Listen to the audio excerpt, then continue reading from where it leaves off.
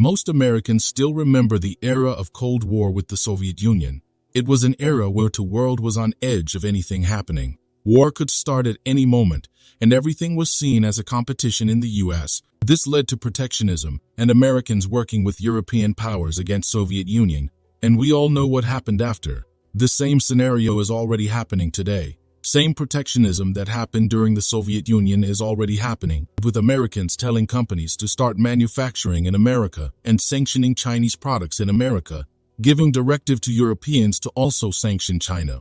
This already looked like Cold War era, but now with China, stay with us till the end to see how America is implementing this Cold War tactics and who will win this Cold War era in a multipolar world. Hello and welcome back to Innovative Check YouTube channel, where we delve into the innovative and transformative projects changing our world.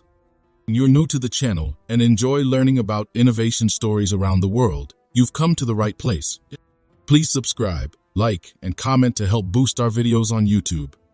U.S. Commerce Secretary Gina Raimondo has faced criticism from Beijing following her assertive comments on the U.S. strategy to surpass China in the ongoing technological rivalry. Wang Wenbin, spokesperson for the Chinese Foreign Ministry, accused certain U.S. individuals of possessing a deep-rooted Cold War mentality. He expressed concerns about the mixed signals from Washington, which could potentially harm the trust between the U.S. and Beijing.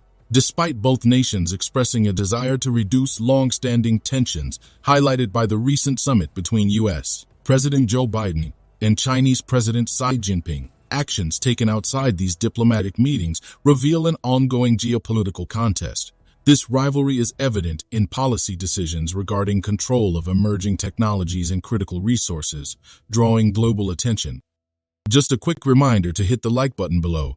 YouTube has been restricting my videos a lot recently because of bots, so your like does help out this video massively in terms of the algorithm in YouTube.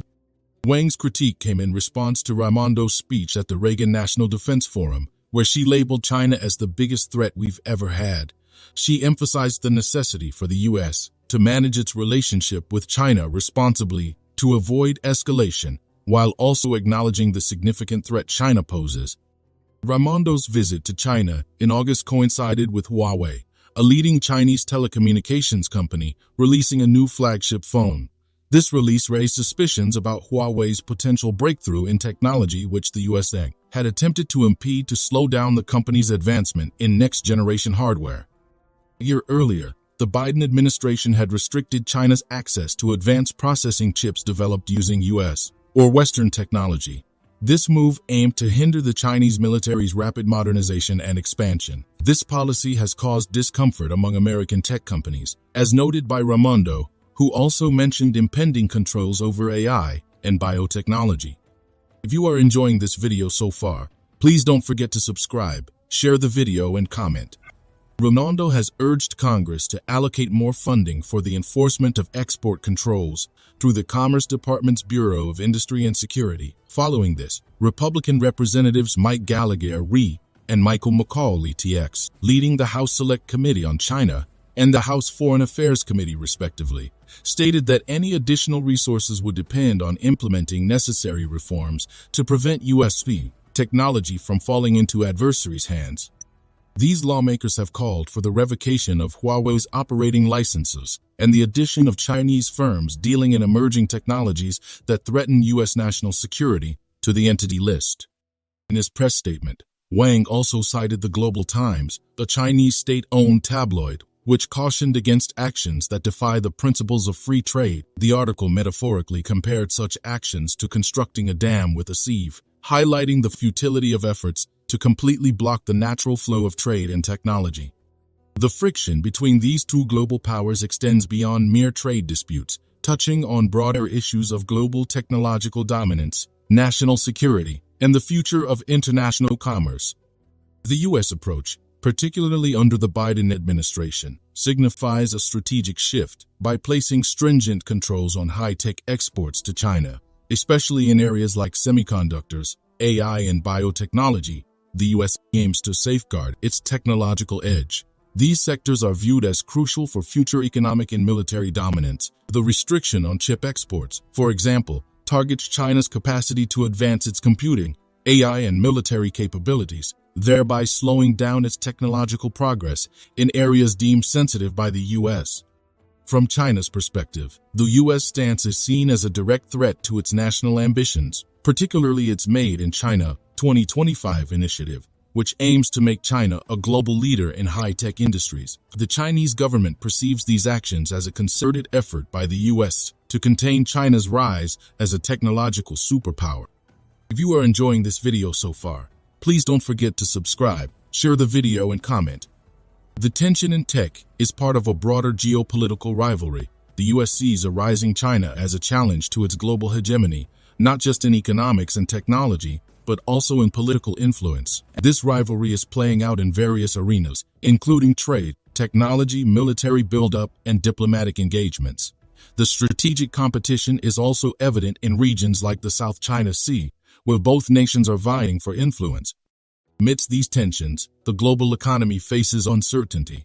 The technology sector, which has become increasingly globalized, is particularly vulnerable. Supply chains are being disrupted, and companies worldwide are forced to navigate a complex web of regulations and geopolitical risks. This situation poses challenges not only for U.S. and Chinese companies, but also for businesses and consumers globally. In addition to these economic and technological aspects, there are ideological dimensions to the U.S. China rivalry. The U.S. often frames its approach as a defense of democratic values against what it perceives as China's authoritarian model. This ideological framing adds a layer of complexity to the relationship, making it about more than just national interests, but also about competing visions for the global order. The responses from Beijing, as articulated by spokespeople like Wang Wenbin and echoed in state media like the Global Times, often emphasize the principles of free trade and market openness. They accuse the U.S. of hypocrisy and protectionism, arguing that Washington's actions contravene the very free market principles it advocates. The U.S.-China relationship, particularly in the context of technology and trade, is marked by deep complexity and competing interests. It reflects broader strategic, economic, and ideological battles that are likely to shape the international landscape for years to come. The outcomes of this rivalry will have significant implications not just for the U.S. and China, but for the global community as a whole. Thank you for your attention, and I welcome your thoughts and questions on this complex and vital subject. Do you want to watch more videos like this one? If yes, please like and share the video and subscribe to get exclusive videos about how phenomenally China is developing and growing its influence.